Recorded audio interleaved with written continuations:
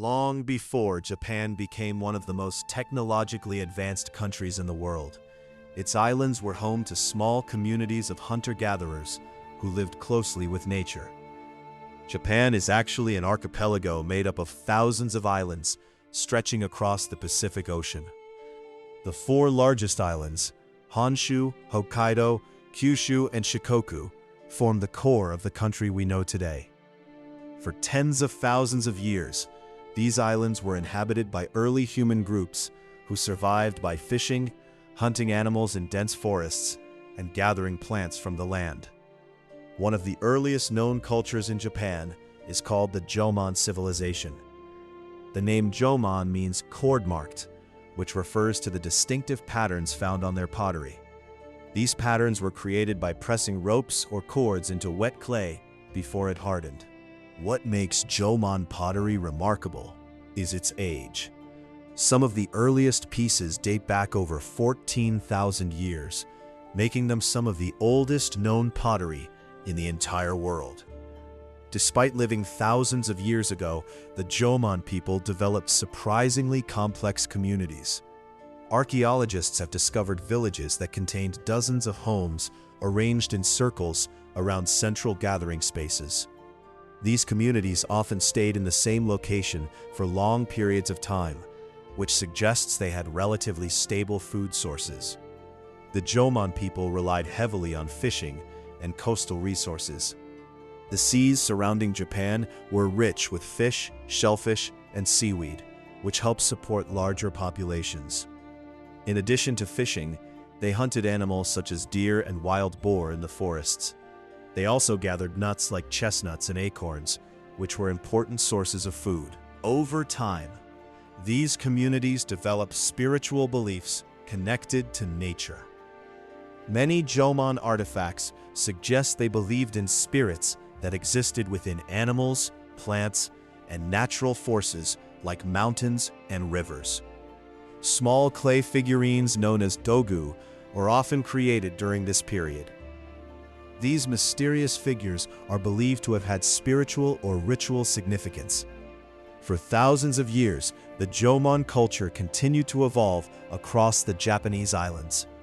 But eventually, a major transformation began to take place. Around 300 BCE, new groups of people began arriving from mainland Asia. These migrants brought with them technologies and ideas that would dramatically change Japanese society. One of the most important innovations they introduced was rice agriculture. Rice farming allowed communities to produce much larger amounts of food compared to hunting and gathering alone. However, rice farming required cooperation. Farmers had to build irrigation systems, maintain flooded rice fields, and coordinate planting and harvesting seasons. As a result, societies became more organized and structured. This new cultural period became known as the Yayoi era. The Yayoi people also introduced metalworking, including bronze and iron tools. These technologies improved farming, weapons, and construction. Villages grew larger and more complex. Over time, powerful clans began forming across different regions of the islands.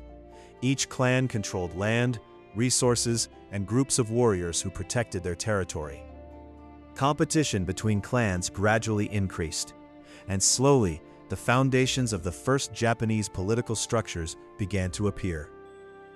This shift from scattered communities to organized societies marked the beginning of Japan's transformation into a unified civilization. But the road toward unity would take centuries of conflict, alliances, and powerful leaders. The next phase of Japan's history would see the rise of legendary clans and the birth of the Imperial family that still exists today.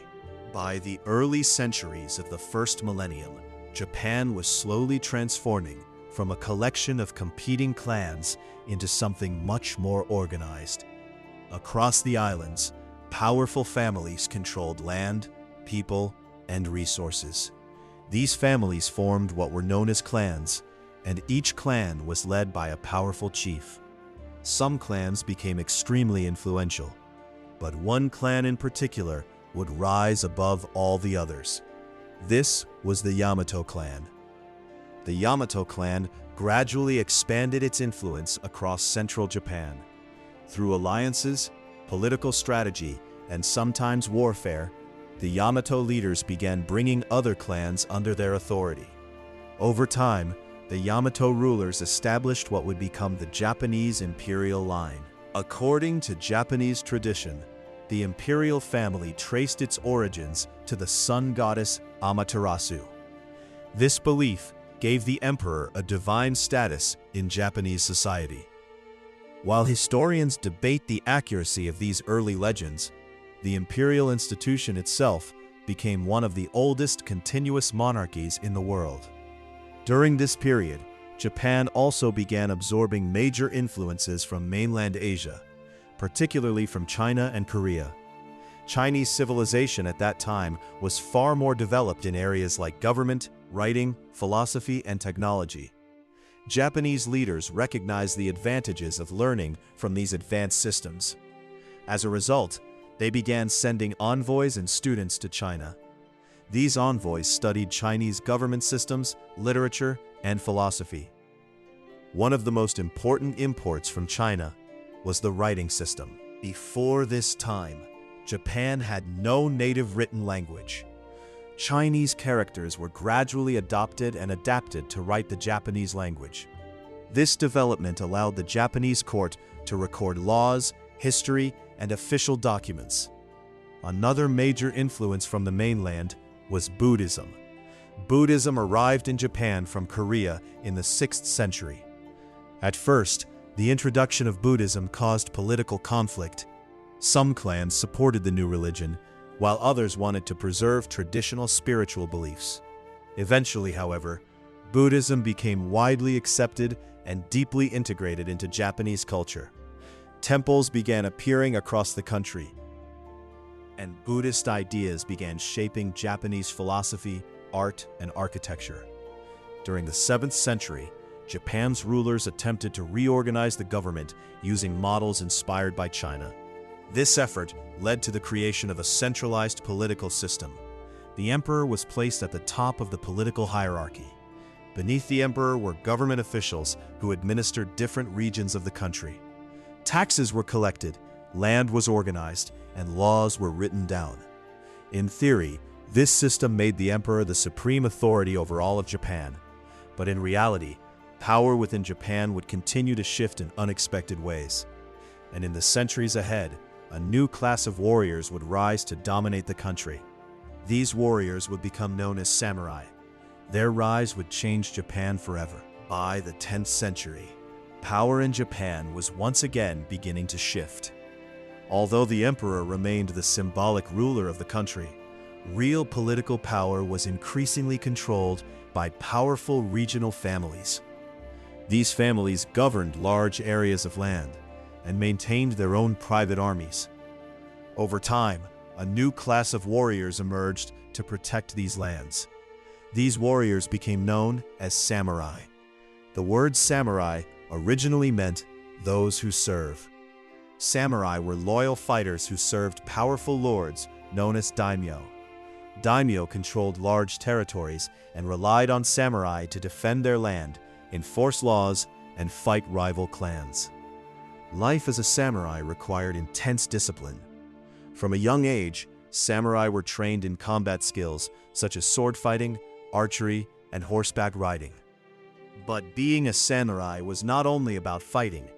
They also followed a strict moral code known as Bushido, often translated as the way of the warrior. Bushido emphasized loyalty, honor, courage, and self-discipline. For a samurai, loyalty to their lord was considered more important than life itself. If a samurai failed their lord or brought dishonor to themselves, they were expected to restore their honor through a ritual known as seppuku. During the 12th century, tensions between powerful clans eventually erupted into open war. Two major clans, the Taira clan and the Minamoto clan, fought for control of Japan. This conflict became known as the Genpei War. The war lasted several years and involved massive battles across the country. In the end, the Minamoto clan emerged victorious. In 1192, the leader of the Minamoto clan, Minamoto no Yoritomo, was given the title of shogun. The shogun became the military ruler of Japan. While the emperor still existed, real power now belonged to the shogunate. This system would define Japanese politics for centuries. Japan had entered the era of samurai rule. After the Genpei War and the rise of the samurai government, Japan entered a long period of military rule. For centuries, powerful warlords continued competing for control of the country. By the 15th century, Japan had fallen into a chaotic period of civil war known as the Sengoku period, or the Age of Warring States. During this time, dozens of powerful daimyo fought constantly for land and influence. Castles were built across the country as warlords fortified their territories. Battles became frequent, and alliances between clans changed rapidly. Japan had become a land of nearly constant warfare. But eventually, three powerful leaders would emerge who would reshape the future of the country. These leaders are often remembered as the three unifiers of Japan. The first was Oda Nobunaga. Nobunaga was a brilliant but ruthless military leader. He used new tactics and firearms to defeat many rival clans. Nobunaga managed to bring a large portion of Japan under his control. However, in 1582, one of his own generals betrayed him. Nobunaga was forced to take his own life as his enemies surrounded him.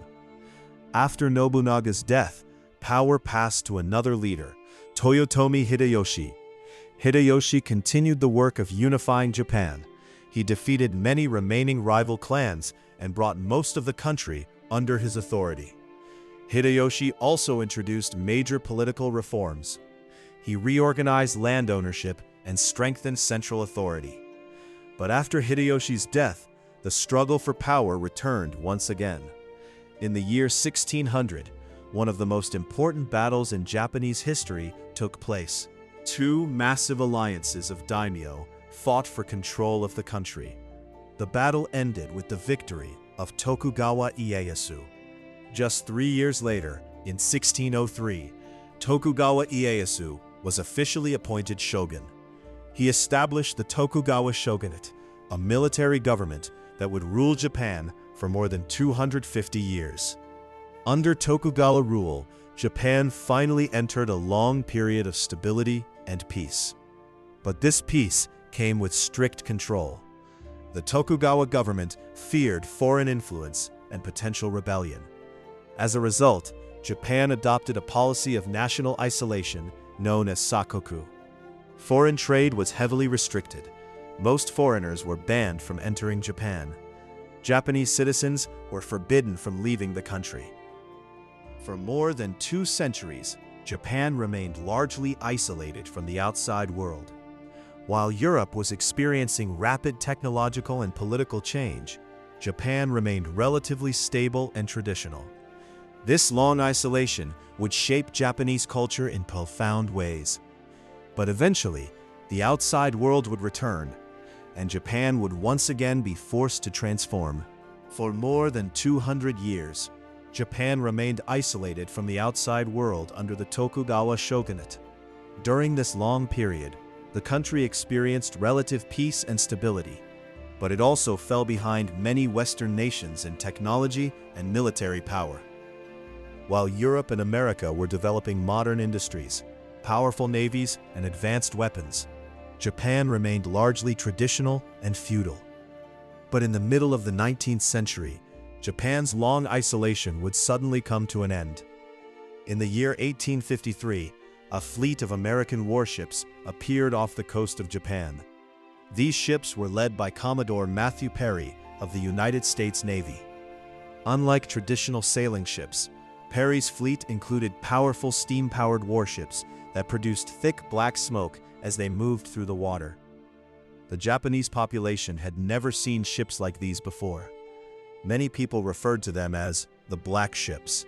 Perry carried a message from the United States government demanding that Japan open its ports to foreign trade. If Japan refused, the United States hinted that military force could be used. The Tokugawa government faced an extremely difficult decision. Japan's military technology was far behind that of the Western powers. The shogunate realized that resisting these foreign nations could lead to a devastating war. Reluctantly, the Tokugawa government agreed to sign treaties that opened several Japanese ports to foreign trade. These agreements shocked many people across Japan. To many samurai and political leaders, the shogunate had shown weakness by giving in to foreign pressure.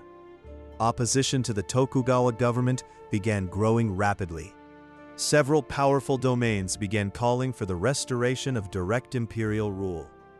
This movement eventually led to a major political revolution. In 1868, the Tokugawa shogunate collapsed. Political power was formally restored to the emperor. This historic moment became known as the Meiji Restoration. The new emperor, known as Emperor Meiji, became the symbolic leader of a rapidly transforming nation. The leaders of the new government understood that Japan needed to modernize quickly if it wanted to survive in a world dominated by powerful Western empires. The old feudal system of samurai and daimyo was gradually dismantled. Many traditional privileges of the samurai class were abolished. Samurai were no longer the ruling military elite they had once been. Instead, Japan created a modern national army based on conscription. Ordinary citizens could now become soldiers. This marked the end of the samurai's traditional military dominance. However, not all samurai accepted these changes. Many former warriors felt that the government had destroyed their way of life. In 1877, this frustration exploded into open rebellion. A group of former samurai, led by Saigo Takamori, launched what became known as the Satsuma Rebellion. This uprising became the last major revolt of the samurai class. Despite their legendary fighting skills, the samurai were now facing a modern army equipped with rifles and artillery. After several brutal battles, the rebellion was defeated. Saigo Takamori died during the conflict, and with his death, the age of the samurai finally came to an end. Meanwhile, Japan continued its rapid modernization. Factories were built across the country. Modern industries began producing textiles, steel, and machinery. Railroads connected major cities. Telegraph lines improved communication. A modern education system was introduced to train engineers, scientists, and government officials. Japanese students were even sent abroad to study in Europe and the United States. Within just a few decades, Japan transformed itself from a feudal society into one of the most modern. Its economy expanded rapidly. Its military became increasingly powerful. Japan was no longer an isolated island nation. It had become a rising industrial power on the global stage. But with this new power would come new ambitions, and new conflicts would soon reshape the future of the entire region. By the late 19th century, Japan had transformed itself into one of the most rapidly modernizing nations in the world. The Meiji government had built factories, railroads, modern schools, and a powerful new army. But Japan's leaders believed that in order to survive among the powerful empires of the world, the country would also need to become a strong imperial power. At that time, many Western nations were expanding their influence across Asia. Japan feared that if it did not become powerful, it might one day fall under foreign control. As a result, Japan began expanding its own influence across East Asia. In 1894, tensions between Japan and China erupted into war. This conflict became known as the First Sino-Japanese War. At the time, China had long been the dominant power in East Asia. However, Japan's modernized military proved far more effective.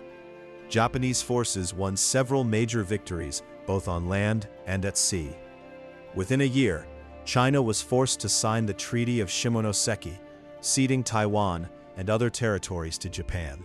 The victory shocked many observers around the world. Japan gained control of territories such as Taiwan, and its influence across the region increased dramatically. For the first time, Japan was beginning to be recognized as a major international power.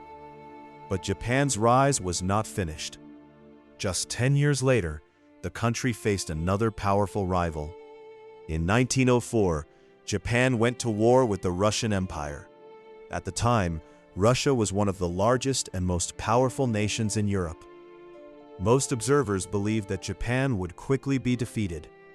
But the Japanese military had become highly disciplined and technologically advanced. After several dramatic battles, Japan achieved victory both on land and at sea. The destruction of the Russian fleet at the Battle of Tsushima became one of the most famous naval victories in history. In 1905, Russia was forced to sign a peace treaty. Once again, the world was stunned. For the first time in modern history, an Asian nation had defeated a major European empire in war. Japan had firmly established itself as a rising global power. However, with growing power came growing ambition. During the early decades of the 20th century, Japan expanded its influence across parts of China and other regions of Asia. These expansions increased tensions with Western powers, especially the United States. By the late 1930s, conflicts in Asia were intensifying. Japan continued expanding its military operations across the region. Eventually, tensions between Japan and the United States reached a breaking point. In 1941, Japan launched a surprise attack on the American naval base at Pearl Harbor in Hawaii. The attack destroyed numerous ships and aircraft and killed thousands of American soldiers. The next day, the United States declared war on Japan. This event brought America fully into World War II. At first, Japanese forces achieved rapid victories across Southeast Asia and the Pacific. However, the industrial power of the United States soon began turning the tide of the war. By 1945, Japan was facing overwhelming military pressure. Its cities were heavily bombed, and its navy had been largely destroyed. In August of that year, the United States dropped atomic bombs on the cities of Hiroshima and Nagasaki. The destruction was catastrophic. Hundreds of thousands of people were killed or injured. Soon afterward, Japan announced its surrender. World War II had come to an end. Japan's cities lay in ruins, and the country faced an uncertain future. But once again, Japan demonstrated an extraordinary ability to rebuild. With support from the United States and strong economic reforms, Japan began rebuilding its industries and infrastructure. Factories reopened. New companies emerged. Technological innovation accelerated. During the 1950s, 60s, and 70s, Japan experienced what became known as the Japanese economic miracle. Companies such as Toyota, Sony, and Panasonic became globally recognized brands. Japanese cars, electronics, and machinery were exported across the world. By the 1980s, Japan had become one of the largest and most powerful economies on Earth. Today, Japan is known for its advanced technology, modern cities, and unique cultural traditions. From ancient tribes and samurai warriors to skyscrapers and high-speed trains, Japan's history is a story of constant transformation. It is a nation that has repeatedly faced enormous challenges and repeatedly reinvented itself. And that is what makes the history of Japan one of the most remarkable stories in the world.